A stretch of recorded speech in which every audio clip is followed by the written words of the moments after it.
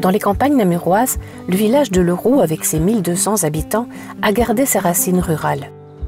Les champs et les fermes y dessinent encore un paysage calme et verdoyant.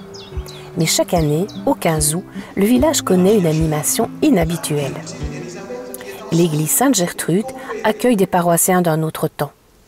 Grenadiers, généraux, vivandières ou zouaves ont traversé l'histoire pour partager cette célébration aux côtés de leur curé.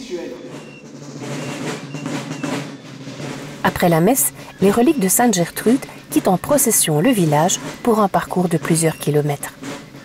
C'est le départ de l'une des marches dites de l'Entre-Sambre-et-Meuse, qui, comme son nom l'indique, se déroule un peu partout dans les villages de la région, compris entre les rivières de la Sambre et de la Meuse.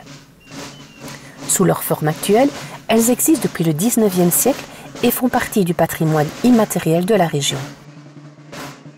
Au Moyen-Âge déjà, les saints faisaient l'objet d'une procession autour des villages pour protéger les récoltes. Mais dans la tourmente du XVIe siècle et de ses guerres de religion, une escorte armée, souvent improvisée, les accompagnait.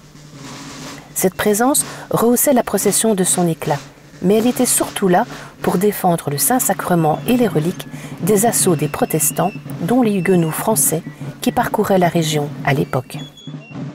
Beaucoup plus tard, ces escortes se vêtirent des costumes abandonnés par les troupes de Napoléon après la défaite de Waterloo. Et aujourd'hui encore, la tradition perdure dans toute la région. Plusieurs haltes sont prévues le long du parcours, pour un moment de repos bien mérité, mais aussi pour des moments de recueillement devant chapelle et potale.